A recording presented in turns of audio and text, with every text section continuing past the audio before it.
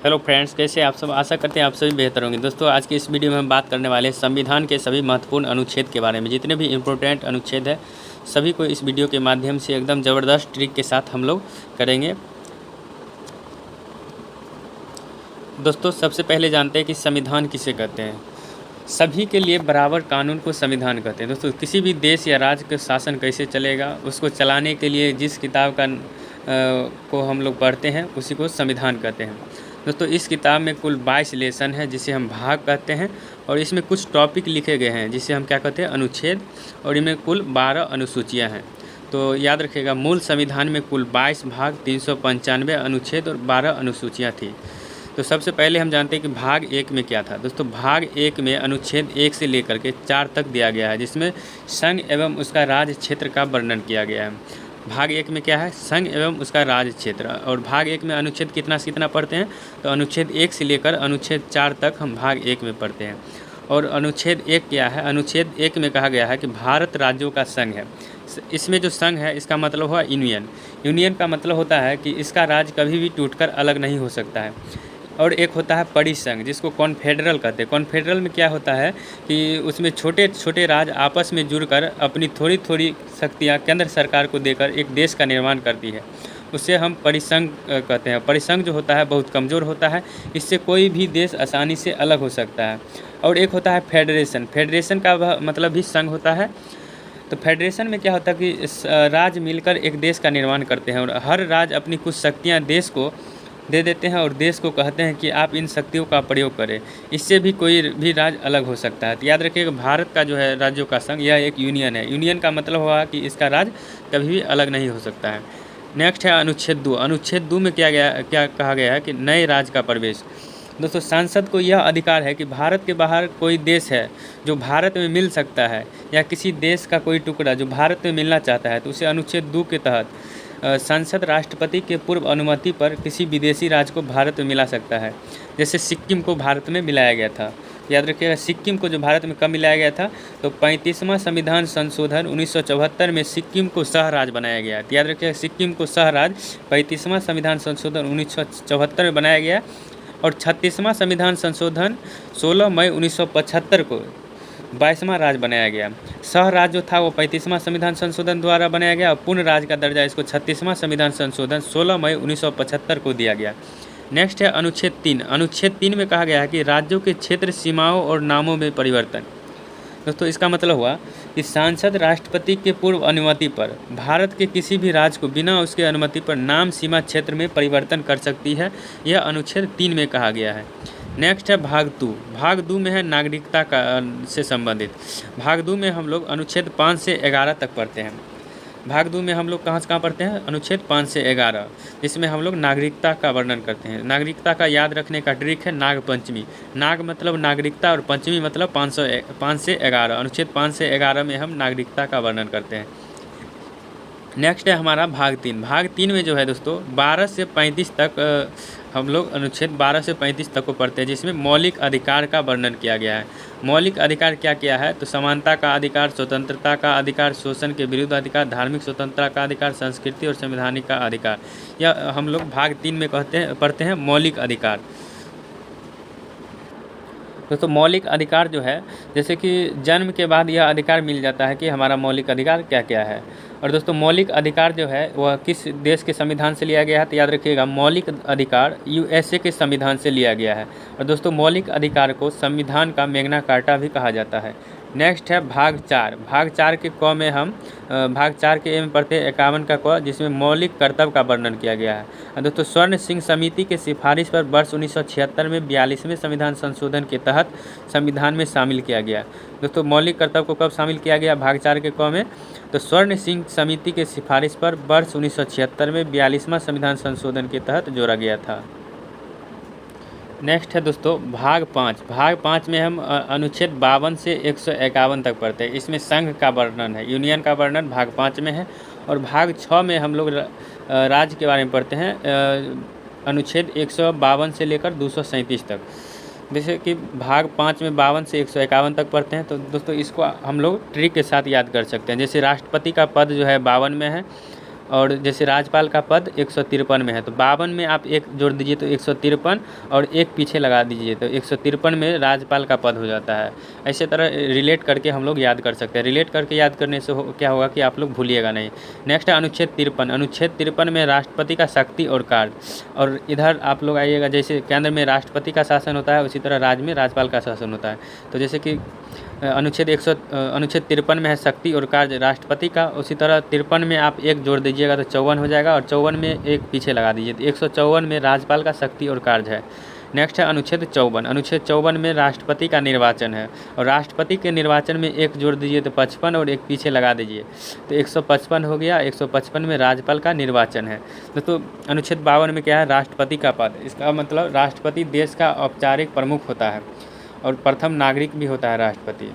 Next है अनुच्छेद 53। अनुच्छेद 53 में क्या कहा गया है कि इसका शक्ति और कार्य, तो कार्यपालिका का औपचारिक प्रधान जो होता है वह राष्ट्रपति ही होता है, अर्थात सभी कार्य राष्ट्रपति के हस्ताक्षर के बाद ही होंगे, लेकिन कार्यपालिका का वास्तविक प्रधान प्रधानमंत्री होता है। दोस्तों कार्यपालिका का वास्तविक प्रधान कौन होता है तो याद रखिएगा प्रधानमंत्री। प्रधानमंत्री की सलाह पर ही वह सब कार्य करेगा। नेक्स्ट है अनुच्छेद 54 में। अनुच्छेद 54 में इसका निर्वाचन एकल संक्रमणीय आपातिक पद्धति द्वारा अप्रत्यक्ष रूप से गुप्त मतदान होता है। राष्ट्रपति का जो मतदान होता है वह अप्रत्यक्ष रूप से गुप्त मतदान कराया जाता है। नेक्स्ट है दोस्तों अनुच्छेद 61। अनुच्छेद 61 में राष्ट्रपति पर महाभियोग। महाभियोग शब्द का प्रयोग कब किया गया है, किस अनुच्छेद में, अनुच्छेद 61 में। दोस्तों याद रखिएगा महाभियोग शब्द केवल राष्ट्रपति के लिए प्रयोग हो सकता है और महाभियोग शब्द का प्रयोग यह कहाँ से लिया गया है तो यूएसए के संविधान से लिया गया। महाभियोग शब्द का प्रयोग कहाँ से लिया गया है तो यूएसए के संविधान से लिया गया है और अब तक किसी भी राष्ट्रपति पर महाभियोग नहीं लगाया गया। याद रखिएगा अभी तक किसी भी राष्ट्रपति पर महाभियोग नहीं लगाया गया है। तो दोस्तों महाभियोग होता क्या है, राष्ट्रपति पर महाभियोग किसी भी सदन से प्रारंभ हो सकता है। महाभियोग जो है राष्ट्रपति पर किसी भी सदन से प्रारंभ हो सकता है। जिस सदन से महाभियोग प्रारंभ करना है उस सदन का 1/4 यानी कि 25% जो है सदस्य अनुमोदित करेंगे और अनुमोदन मिलने के बाद वह सदन का 2/3 बहुमत से महाभियोग को पारित करेंगे। जब एक सदन महाभियोग पारित कर देता है तो दूसरा सदन में भेजने से पूर्व 14 दिन पूर्व उसको सूचना राष्ट्रपति को दी जाती है। इसी का चर्चा अनुच्छेद 61 में किया गया है। दोस्तों एक और बात यहाँ पे ध्यान रखिएगा कि महाभियोग का जो प्रक्रिया है वह 61 में है, लेकिन अगर महाभियोग शब्द का प्रयोग पूछे तो सबसे पहले महाभियोग शब्द का प्रयोग किस अनुच्छेद में है तो याद रखिएगा 56 में है उसका महाभियोग शब्द का प्रयोग, क्योंकि 56 में है उसका कार्यकाल। महाभियोग लगाने का मतलब हुआ कि आप उसका कार्यकाल समाप्त करना चाहते हैं। तो कार्यकाल कब समाप्त होगा, जब उस पर महाभियोग लगाया जाएगा। सबसे पहले महाभियोग शब्द का प्रयोग कहाँ हो गया तो अनुच्छेद 56 में हो गया। तो ये आप लोग याद रखिएगा। नेक्स्ट है अनुच्छेद 72। अनुच्छेद 72 में है दोस्तों क्षमादान। दोस्तों राष्ट्रपति के विभिन्न प्रकार की क्षमादान की शक्तियाँ प्राप्त है, वही अनुच्छेद 72 में दिया गया है। नेक्स्ट है अनुच्छेद 123। दोस्तों अनुच्छेद 123 में क्या है कि राष्ट्रपति का अध्यादेश। याद रखिएगा राष्ट्रपति का जो अध्यादेश है वह अनुच्छेद 123 में है और राज्यपाल का जो अध्यादेश है वह अनुच्छेद 213 में है। याद रखिएगा राज्यपाल का अध्यादेश अनुच्छेद 213 में। अध्यादेश का मतलब क्या होता है कि जब संसद का कोई सत्र नहीं चल रहा हो और कोई आपातकालीन कानूनी की ज़रूरत हो तो मंत्रिमंडल के सिफारिश पर राष्ट्रपति अस्थायी कानून बना देता है, जिसे अध्यादेश कहते हैं। दोस्तों अध्यादेश अस्थायी कानून है और राष्ट्रपति अध्यादेश को कभी भी वापस ले सकता है। ये भी याद रखिएगा कि राष्ट्रपति जो है वह अध्यादेश को कभी भी वापस ले सकता है। एक राष्ट्रपति चाहे तो जितनी बार अध्यादेश लगा सकता है, राष्ट्रपति का मन जितना बार होगा उतना बार वह अध्यादेश लगा सकता है। अध्यादेश का जो अधिकतम अंतराल होता है वह 6 माह का होता है। याद रखिएगा अध्यादेश कितना दिन के लिए अधिकतम लग सकता है तो 6 माह के लिए अधिकतम लग सकता है। यदि इस 6 माह के बीच कोई सत्र प्रारंभ हो जाए तो अध्यादेश की शक्ति जो है मात्र 42 दिन तक ही रह जाती है और अध्यादेश को अस्थायी कानून बनाने के लिए 42 दिन या 6 महीने के भीतर संसद द्वारा इसे पारित करना होता है, अन्यथा अध्यादेश समाप्त हो जाएगा। अगर संसद 42 दिन या 6 महीने के अंदर उसको संसद को पारित नहीं करेगा तो अध्यादेश का जो है वो समाप्त हो जाएगा। और दोनों के अध्यादेश को अनुच्छेद 13 के द्वारा न्यायिक समीक्षा किया जा सकता है। दोस्तों राष्ट्रपति का जो अध्यादेश है अनुच्छेद 123 और राज्यपाल का जो अध्यादेश है अनुच्छेद 213, दोनों के अनुच्छेद को अनुच्छेद 13 के द्वारा न्यायिक समीक्षा जुडिशियल रिव्यू किया जा सकता है। और क्या है कि अध्यादेश आंतरिक रूप से लोकतंत्र के प्रतिकूल है। नेक्स्ट अनुच्छेद है अनुच्छेद 143, जिसमें सुप्रीम कोर्ट से सलाह। दोस्तों अनुच्छेद 143 में क्या है, सुप्रीम कोर्ट से सलाह। इसका मतलब हुआ कि राष्ट्रपति किसी मुद्दे पर सुप्रीम कोर्ट से सलाह मांग सकती है, लेकिन उस सलाह को मानने के लिए राष्ट्रपति बाध्य नहीं है। इसी कारण से सुप्रीम कोर्ट जो है हर मुद्दे पर सलाह देने के लिए बाध्य नहीं है। दोस्तों 1993 में राष्ट्रपति डॉक्टर शंकर दयाल शर्मा ने बाबरी मस्जिद राम जन्मभूमि मामले पर सलाह मांगा, किंतु न्यायालय ने कोई सलाह नहीं देने अर्थात सलाह देने का मना कर दिया। और सुप्रीम कोर्ट संविधान का अंतिम व्याख्या करता है। याद रखिएगा, संविधान का अंतिम व्याख्या कौन करता है, तो सुप्रीम कोर्ट के ही द्वारा किया जाता है। तो सुप्रीम कोर्ट एक निष्पक्ष तथा स्वतंत्र संस्था है। यह अपनी निष्पक्षता बनाए रखने के लिए यह अपनी सभी नियुक्तियां स्वयं करती है और सुप्रीम कोर्ट के द्वारा नहीं कराती। सुप्रीम कोर्ट के कर्मचारी के जो पदोन्नति होते हैं, निलंबन तथा स्थानांतरण स्वयं सुप्रीम कोर्ट ही करती है। और सुप्रीम कोर्ट के जो कर्मचारी तथा जज है, उसका वेतन कंक संचित नीति से दिया जाता है। याद रखिएगा, सुप्रीम कोर्ट के जितने भी कर्मचारी है उसका वेतन किस नीति से दिया जाता है, तो कंक संचित नीति से दिया जाता है, जिसमें संसद कटौती नहीं कर सकती है। इसके वेतन में सुप्रीम कोर्ट के जितने भी कर्मचारी होता है उसका वेतन में सांसद कटौती नहीं करता है। नेक्स्ट है राष्ट्रपति राज्यपाल को हमने देख लिया। इसके बाद हम लोग देखेंगे उपराष्ट्रपति को। उपराष्ट्रपति का जो पद है अनुच्छेद 63 में दिया गया है। उपराष्ट्रपति का पद जो है अनुच्छेद 63 में दिया गया है। नेक्स्ट अनुच्छेद है दोस्तों अनुच्छेद 64। अनुच्छेद 64 में राज्यसभा के सभापति के रूप में कार्य। दोस्तों उपराष्ट्रपति जो है, उपराष्ट्रपति राज्यसभा का पदेन सभापति होता है। दोस्तों उसके पद के लिए उसको वेतन नहीं दिया जाता है। वो जो राज्यसभा के राष्ट्रपति के रूप में कार्य करते हैं, इसलिए उनको वेतन दिया जाता है। चलते हैं नेक्स्ट। तो दोस्तों हमने राष्ट्रपति के साथ राज्यपाल को देखा। इसी तरह हम लोग प्रधानमंत्री को मुख्यमंत्री से रिलेट करके याद करेंगे।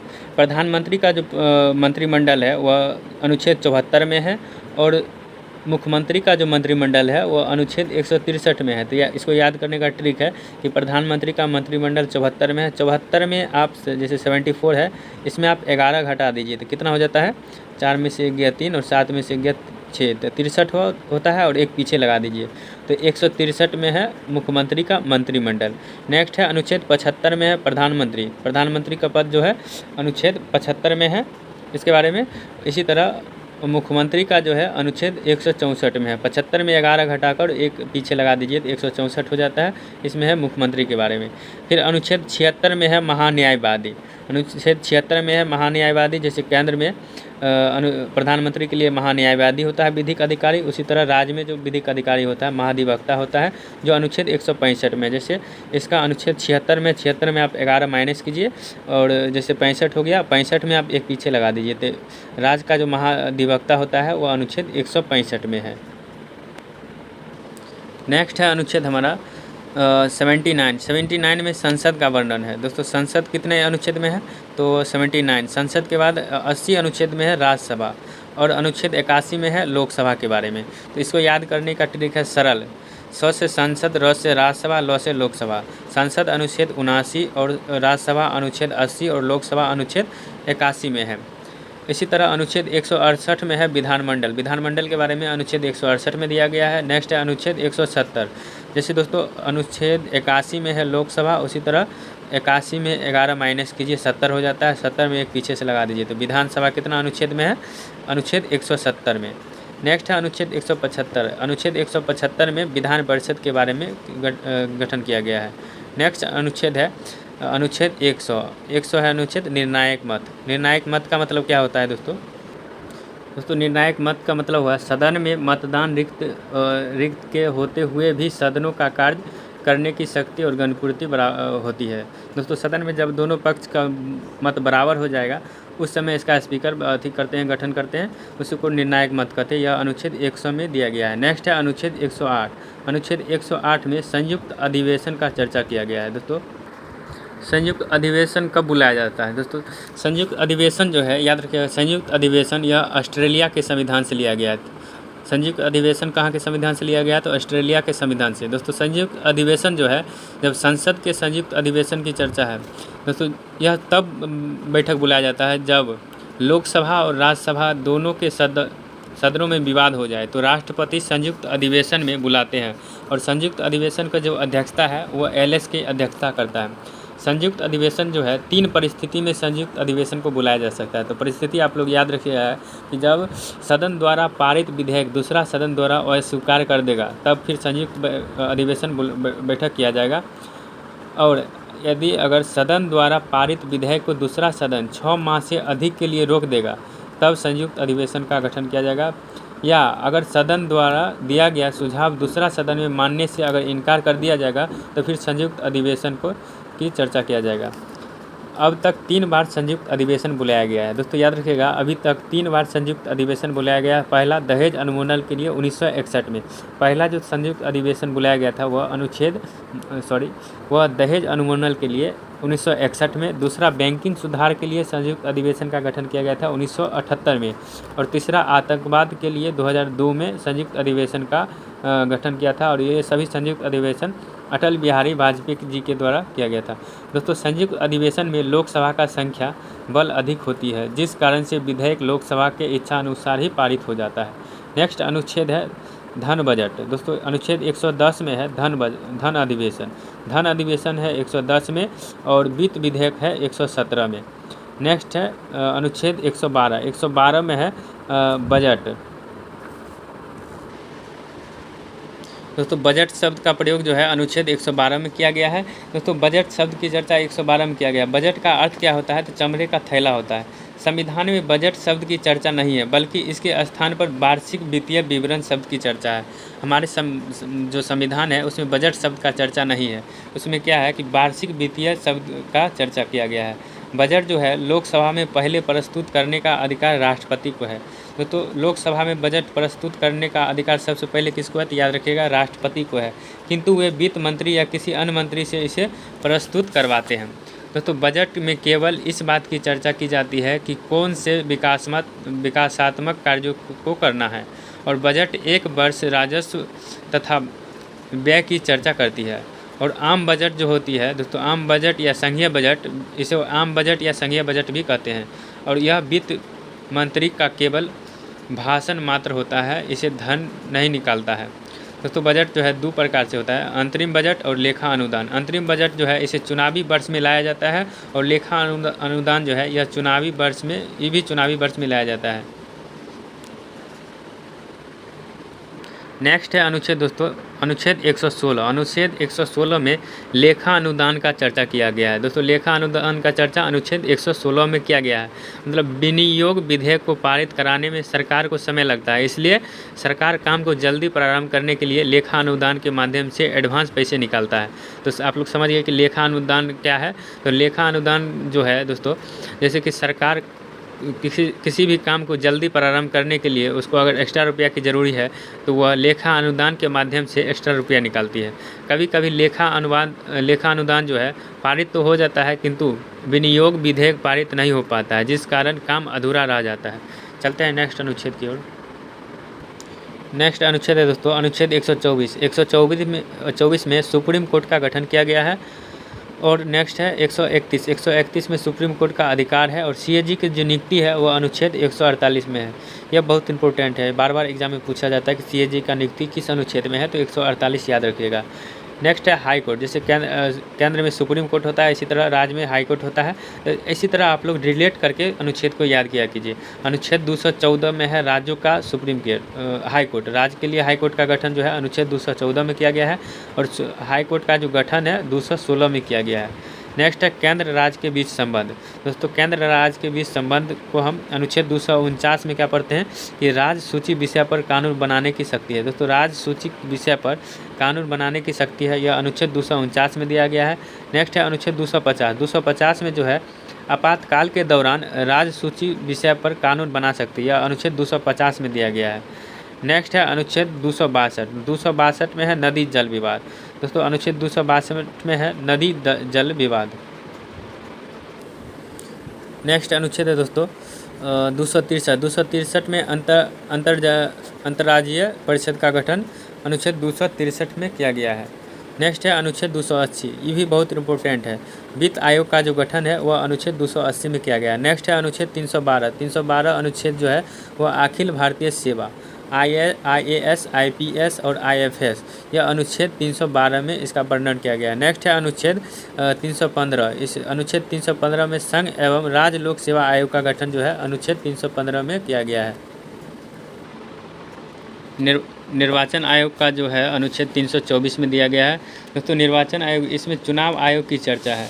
यह एक संवैधानिक पद है। निर्वाचन आयोग जो है यह एक संवैधानिक पद है और भारत में निर्वाचन आयोग का गठन, याद रखिएगा कि भारत में निर्वाचन आयोग का जो गठन हुआ था वह 25 जनवरी 1950 को हुआ था। भारत में निर्वाचन आयोग का गठन कब हुआ था? तो 25 जनवरी 1950 के हुआ था। दोस्तों प्रारंभ में निर्वाचन आयोग एक सदस्यीय था, किंतु तारकोंडे समिति के सिफारिश पर 61वां संविधान संशोधन 1989 ईस्वी में हुआ था और चुनाव आयोग को 3 सदस्यीय बना दिया गया था। तीनों सदस्य की शक्ति समान होती है। दोस्तों इसी तरह इसी संशोधन द्वारा मताधिकार की आयु को जो है 61वां संविधान संशोधन द्वारा ही जो मत देने का जो आयु है वह 21 वर्ष से घटाकर 18 वर्ष कर दिया गया था। तो याद रखिएगा, मत देने का जो आयु है 21 वर्ष से 18 वर्ष कब कर दिया गया था?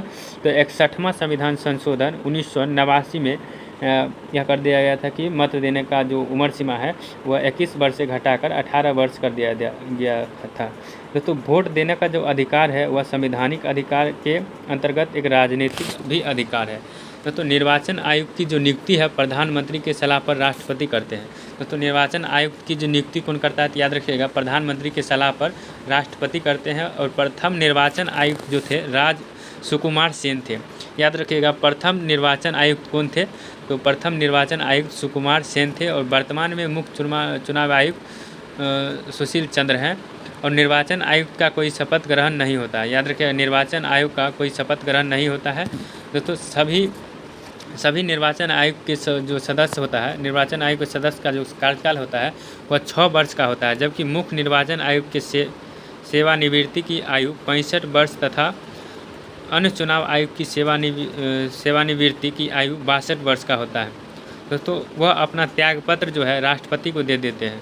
निर्वाचन आयोग के जो वो होते हैं वो अपना त्यागपत्र जो है वह राष्ट्रपति को दे देते हैं और इन्हें हटाने का महाभियोग जैसी कोई प्रक्रिया लानी होती है। जबकि अन्य चुनाव आयुक्त को राष्ट्रपति मुख्य चुनाव आयुक्त की अनुशंसा पर पद से हटा देते हैं।